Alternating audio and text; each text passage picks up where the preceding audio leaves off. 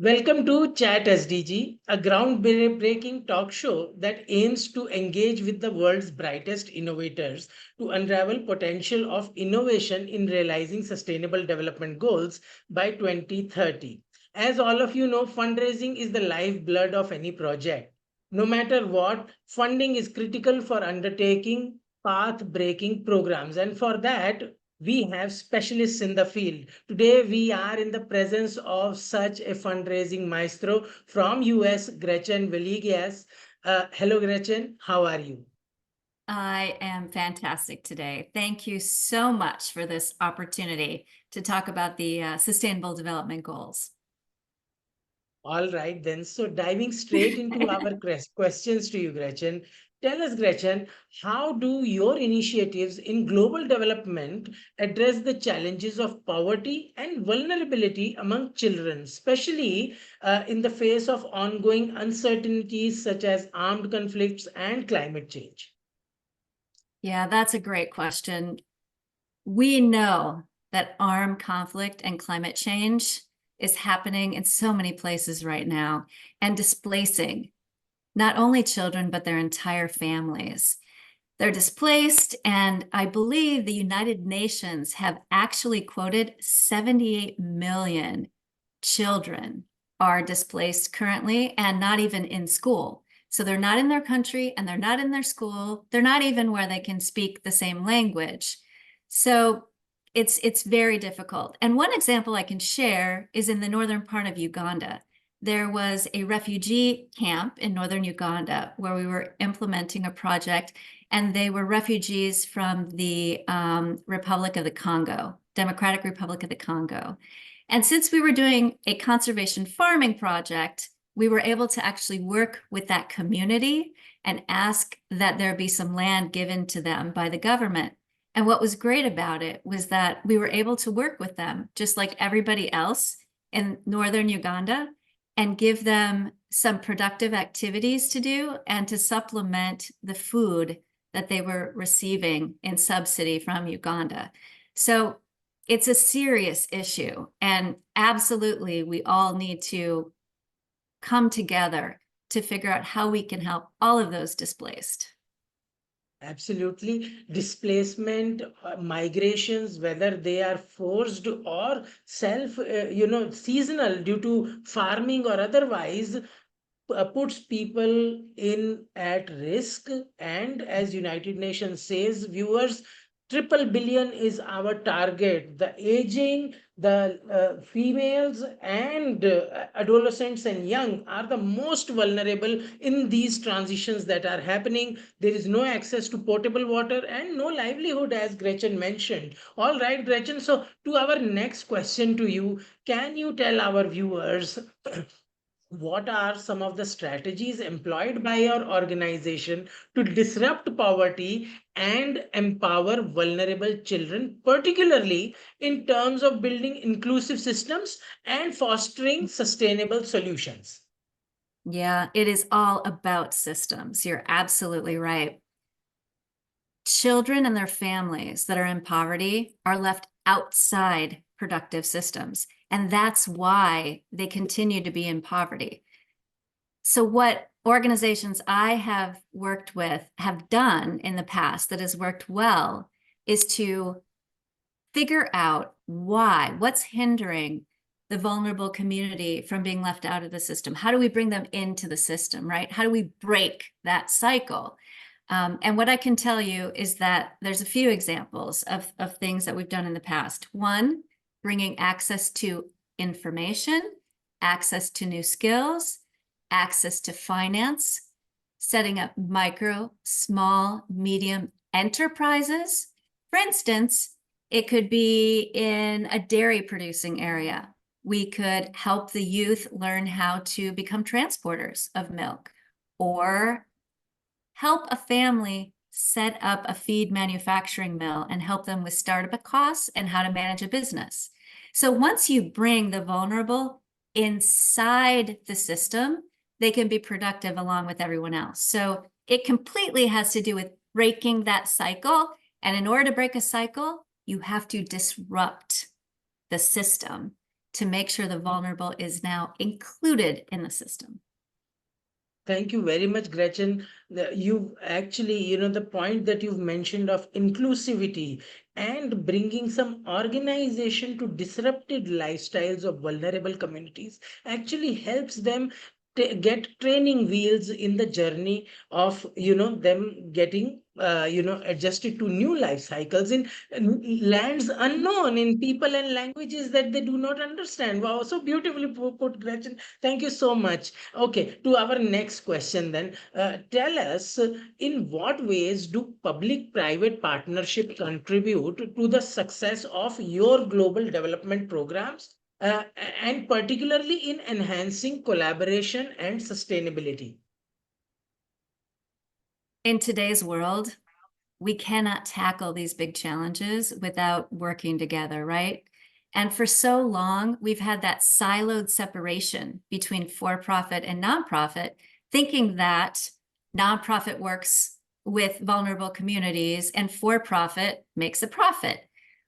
Well, what's happened is that in some cases, there is exploitation. Let's take coffee, for instance, right? Farmers and vulnerable communities are still not getting a great price for their coffee. However, where there is values alignment in a corporation, a for-profit, it gives that opening and that opportunity to really talk about how can we together help the for-profit invest in the right way to allow that vulnerable community to rise. And what ends up happening is it's a win-win, right? The for-profit has great quality and volume of raw material, and there's wealth created for the vulnerable family at the same time. That's a win-win strategy, and we absolutely have to find more of it. And as you know, SDG 17 is all about partnerships, and we've got to make that happen. Absolutely. Thank you so much for giving this comprehensive response, Gretchen, because, not-for-profits end up doing challenging programs that even governments and corporations fear to implement.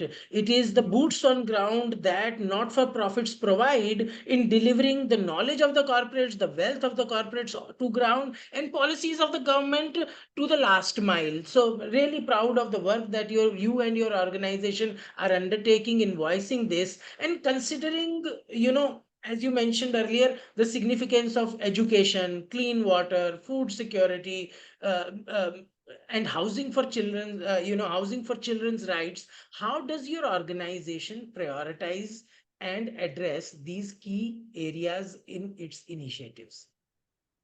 That's a great question. If you think of vulnerable communities, it's all the basic needs, things that we take for granted, right? In the developed world, it's not so easy, right? What I have found, if you're not in an emergency area, if you're in an emergency, you need to bring those services directly to the families to ensure that they stay healthy, right? And educated. But in global development, which is what I've been working in, the absolute most important is to look at the context, speak to the families, and figure out how can you bring them a livelihood? How can you bring them a way that they can earn enough money, that there's wealth in the system? Because once they have that, we've broken the cycle. A family has money, a child can go to school. A family has money, the children will eat. A family has money, medical care will be an opportunity, right? And so I believe that families do make good decisions, and they're able to make those decisions if we give them a livelihood and then we must ensure they have access to those things, as you stated, water, housing, right? Education and healthcare. Fantastic. All right. So, to our next question to you, Gretchen, as a leader in mission-driven program designs, what role do you see for innovative approaches and strategic partnerships in achieving sustainable development goals and creating meaningful social impact? Yes. We've talked about public-private partnerships, right? We need to expand the public-private partnerships, and we need to do it globally. We need governments working with governments. Think about COP28. We need large NGOs working with local private sector.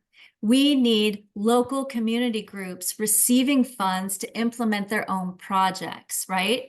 So the one thing I would say is we need private sector to put skin in the game, right? We need them to contribute and help rise up, right, the vulnerable with wealth in that community. But at the same time, we need to be able to let the local leaders build up their communities. They know what they need. There are different cultures, there are different perspectives on how and what communities need.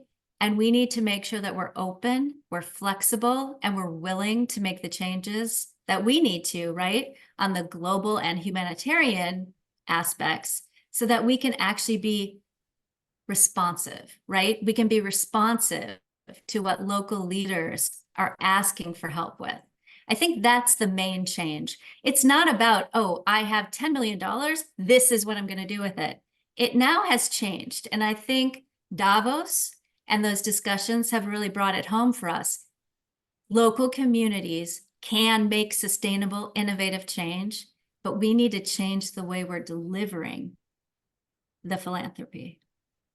Very well said, Gretchen. It is the call to action that rises up from the grassroots that the corporates and social workers like us and community mobilizers need to address to understand what they are trying to implement. Thank you so much, Gretchen, for discussing these issues on Chat SDG podcast today. They play a critical role in building a more equitable, inclusive, and sustainable future for all individuals and communities around the world. Dear viewers, we invite you to join us in amplifying the impact of our latest video by sharing it with your friends, family, and networks. Every share brings us one step closer to building a more sustainable future for all of us. Until we meet again, this is Bhuvan from Chat SDG. Namaste.